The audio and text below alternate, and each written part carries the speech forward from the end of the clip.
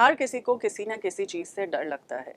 किसी को अंधेरे से डर लगता है, किसी को पानी से डर लगता है, तो किसी को ऊंचाई से डर लगता है। लेकिन आई थिंक ऑलमोस्ट सभी को एग्ज़ाम से डर ज़रूर लगता है, किसी को कम तो किसी को थोड़ा सा ज़्यादा। लेकिन ये ध्यान रखे कि डर के आगे ही जीत है। यस, तो जो बेस्ट सोल्यूशन है इसका वो है to deal and to manage with the fear. Hello everyone, I am doctor Nupur Sadda, botany faculty Aakash Byju's Kota, और आज हम इसी विषय पे चर्चा करने जा रहे हैं, that is how to overcome the fear of exam and how to foster a positive and a resilient mindset in the student before the exams. और इसके लिए हमारे साथ है psychologist and professor in the medical college doctor Vinod Daria ji. तो जानते हैं इनका इस बारे में क्या पर्सपेक्टिव है। Welcome sir. सर, क्या मुझे बता सकते हैं कि जो स्टूडेंट्स हैं जैसे जैसे एग्जाम्स अप्रोच करते हैं तो वो अलग अलग उनमें घबराहट सी होती है कि किस तरह मैं कर पाऊंगा नहीं कर पाऊंगा, तैयारी तो पूरी है ना, क्या मेरे पेरेंट्स के एक्सपेक्टेशंस पूरे होंगे नहीं होंगे। तो इस टाइप का जो एंजाइटी है, जो स्ट्रेस है, उससे कैसे डील किया जा सकता है? मैं इसे छोटे से एग्जाम्पल से स्टार्ट करना चाहूँगा। अगर आपको साइकिल अच्छे से चलानी आती है तो मैं अचानक आपको कभी भी कहूँगा इस वीडियो में साइकिल चला दीजिए, आपको कोई एंजाइटी नहीं होगी। अगर मेरा साइकिल चलाने में एक्सपर्टीज कम है तो मेरे को घबराहट होगी मैं चला पाऊंगा क्या। तो सेम वे अपन इस एजुकेशन वाले सिस्टम में आते हैं इसी एग्जाम्पल के साथ। एंजाइटी का बेसिक ये है कि अगर आपको जो लगता है कि आपका जिस लेवल का परफॉर्मेंस होना चाहिए था उस लेवल का अगर आपने कॉन्फिडेंस एक्वायर नहीं किया है तो एंजाइटी स्टार्ट होती है।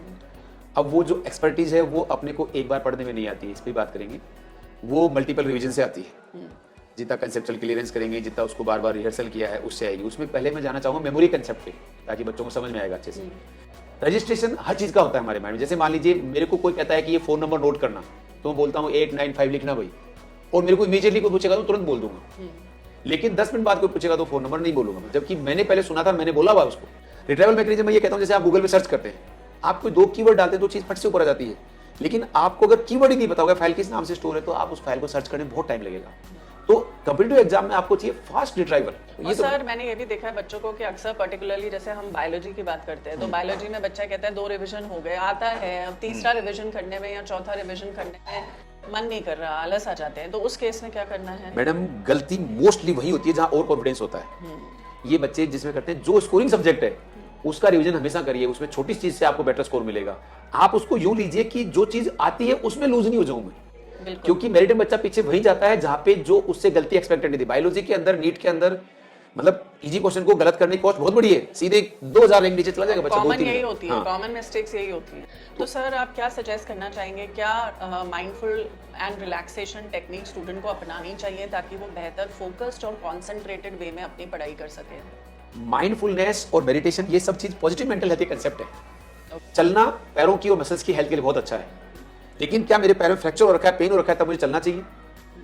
नहीं। तो माइंडफुलनेस और मेडिटेशन बच्चों को ये कहो कि जब आप हेल्दी माइंड में जब ज्यादा करिए। बच्चे क्या करते हैं एग्जाम टाइम में इसको प्रैक्टिस करते हैं कि when you are healthy in your mind तब उसको प्रैक्टिस करिए, उस टाइम सिर्फ उसको यूज करिए। इसका है मैडम, ये तो डेफिनेटली पॉजिटिव मेंटल हेल्थ। वही बात कि जिसकी मसल्स अच्छी है उसको छोटी सी इंजरी कुछ नहीं कर पाएगी, उसका फ्रैक्चर नहीं हो पाएगा, क्योंकि उसकी बोन उस मसल्स के बीच में इंटैक्ट है। Yes sir. इसके अलावा एक और होता है, बच्चों में डर होता है कि मैं नहीं कर पाऊंगा, जिसको अपन कॉन्फिडेंस से जोड़ सकते हैं। उस पे आ रहा हूं। देखिए एंजाइटी का काम ये होता है कि जिस चीज से आपको डर लग रहा है वो करिए आप। जो एक ऐड आता है, किसी का आता है माउंटेन ड्यू से, डर के आगे जीत है। तो जिस चीज की एंजाइटी हो रही है, डर हो रही है, वो चीज जरूर करिए। अब लेकिन बच्चों में एक बेग एंजाइटी होती है, मेरा नहीं हुआ तो वो बच्चों को ये कहना है कि बेटा इसका इलाज पढ़ करके कॉन्फिडेंस लाना ही है। मेरा नहीं हुआ तो क्या करना, वो तब सोच लेंगे, तभी तो दिमाग रहेगा अपने पास। अगर नहीं हुआ तो मुझे क्या करना है, ये तब भी मेरे पास माइंड यही रहेगा, सेम एक्सपर्टीज रहेगी, तब सोचेंगे इसके बारे में। आज नहीं सोचना है इसके बारे में। फेलियर का डर रहता है, फेलियर तो मैडम जिंदगी में होते हैं। लेकिन जब फेलियर जब सोचेंगे ना, मतलब कहने का मतलब उस टाइम एडजस्ट करके, उस टाइम कोई बेटर जजमेंट करके अपन उस चीज से बाहर निकल जाएंगे। तो फेलियर का भी उस टाइम जो होगा उसके बाद भी कोई ना कोई, क्योंकि देखिए मैडम पढ़ने से अपन ये क्यों सोचे कि अपन सिर्फ नीट के लिए पढ़ रहे हैं, साइंस पढ़ने से माइंड का डेवलपमेंट होता है। और स्लीप पैटर्न क्या होना चाहिए, कितने आवर का स्लीप होना चाहिए ड्यूरिंग द एग्जाम? मैडम वैसे तो स्लीप इंडिविजुअल रिक्वायरमेंट है किसी की। इन बच्चों की जनरली 6 to 8 आवर्स की स्लीप बहुत अच्छी होती है। अगर वो एक नैप लेना चाहते हैं तो बोलिए दिन में 2 बजे के पहले नैप लें, और नैप हमेशा पावरफुल नैप होनी चाहिए, 15 मिनट की होनी चाहिए। रात को 10 बजे से लेकर 4 बजे का टाइम मैक्सिमम स्लीप में यूज करना चाहिए बच्चों को। वो बायोलॉजिकली सब सूटेबल टाइम होता है नींद के लिए। तो लाइट आजकल आपने देखा कंसेप्ट आए हैं कि कूल व्हाइट लाइट, या जिसमें हल्का सा पीलापन होता है। ये लाइट आंखों के लिए सूदिंग होती है। रीडिंग मोड पे कहते हैं जैसे अपन। तो घर में ऐसा सिस्टम रखें कमरे में कि 3-4 लाइट रखें छोटी छोटी, जब सोने का टाइम हो तो थोड़ी एक लाइट बंद कर दी, फिर एक लाइट बंद कर दी, तो ग्रेजुअल जो लो डाउन होगा, क्योंकि हमारी आइरिस धीरे धीरे सिकुड़ती है और धीरे धीरे हमारा मेलेटोनिन हार्मोन है, धीरे धीरे ग्रेजुअल लाइट डाउन होती है, उसको हमारा मेलेटोनिन ज्यादा रेस्पॉन्स करता है। जैसे गांव के बच्चे जब लाइट नहीं जल्दी क्यों सो जाते थे, क्योंकि वो सन डाउनिंग जो होती है वो धीरे धीरे होती है, तो बच्चा 8 बजे तक बिस्तर में चला जाता था। एक और सवाल मैं आपसे पूछना चाहूंगी कि जैसे ड्यूरिंग द एग्जाम बच्चे को सेल्फ केयर किस टाइप से करना चाहिए? खुद का भी ध्यान रखना है, प्रॉपर खाना भी, मैडम सारी चीजें। आप ये मानिए कि एग्जाम में और पढ़ाई में सबसे ज्यादा यूज किस चीज का है? कार्बोहाइड्रेट का है, और वो भी इमीडिएट ग्लूकोज सोर्स का। तो क्योंकि आजकल एग्जाम लंबा होता है, 3 घंटे 20 मिनट का होता है, पहले बुला लेते हैं बच्चों को आजकल, तो अच्छा हाई ग्लूकोज रिच डाइट लेके जाएं, बशर्ते कि वो डायबिटिक नहीं हो। मोबाइल का मैडम देखिए ये है कि availability is the major source of any, मतलब उसको मैं एडिक्शन तो नहीं कहूंगा पर अब्यूज कह सकता हूँ या ओवर यूज कह सकता हूँ। जैसे ये मेरा मोबाइल पड़ा है, ये मेरे पास अभी हो ही नहीं, तो मैं यूज कर सकता हूँ क्या उसका? नहीं।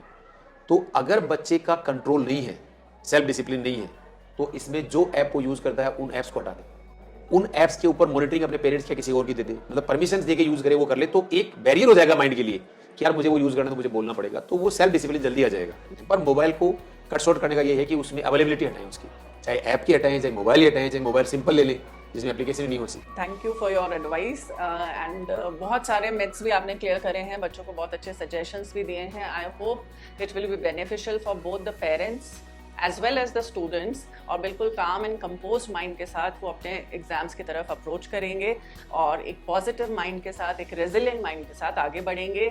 एग्जाम में नहीं, लाइफ में कोई भी चैलेंज आए, आपको यही अप्रोच रखना है। Thank you so much, all the best.